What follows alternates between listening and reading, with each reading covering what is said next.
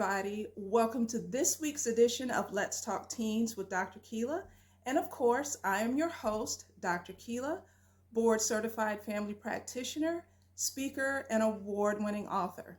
You'll see that my background is a little bit different today because I am visiting my family in Columbus. How about today's topic? Did you guys know that May is National Teens Self-Esteem Month? Well, I thought it would be great to start off the first Thursday of May 2023 talking about self-esteem. Now, the reason this is so important for teenagers is because a healthy sense of self-esteem has a tremendous impact on the overall physical and mental well-being of the teenagers in our lives. Today's message is especially for the adults. So all the parents, grandparents, aunties, coaches, teachers, mentors, and even big brothers and sisters.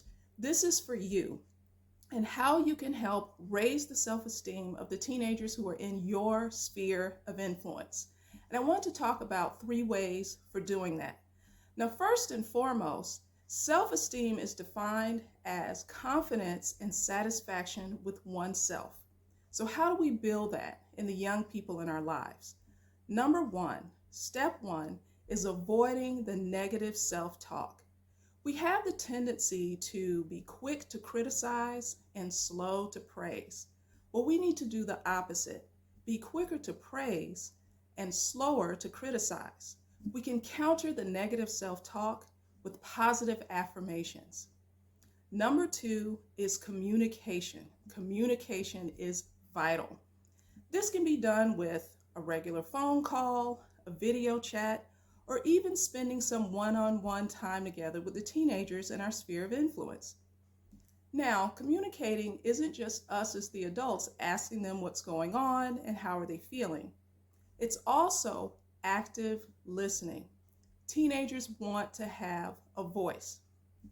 Often we associate self-esteem with simply based on looks or someone's physical appearance. But for teenagers, performance and choices is also linked to their self-esteem.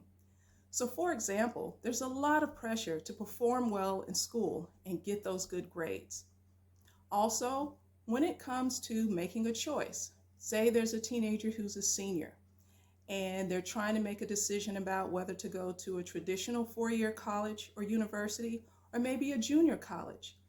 We may have the tendency as adults to shut one decision down compared to the other. Let's not do that. Instead, just give them advice and encourage them so that they build confidence in their decision making.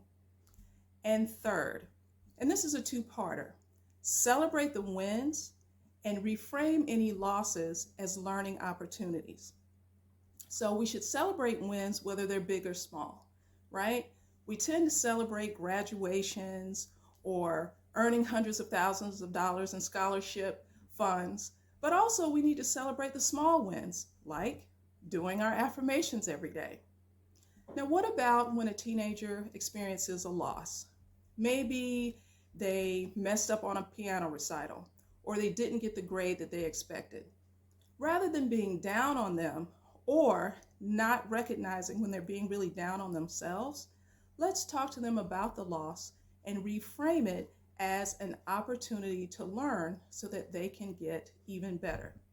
So just to repeat, how do we help build healthy self-esteem? Number 1, avoid the negative self-talk.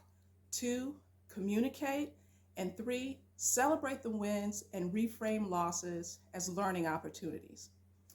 Now, in conclusion, I want to leave you with this. I came across an interesting quote yesterday. It was from a TV show. Have you ever seen someone who loved another person so much that they were willing to do anything for them? Well, make that person yourself and be willing to do anything for yourself.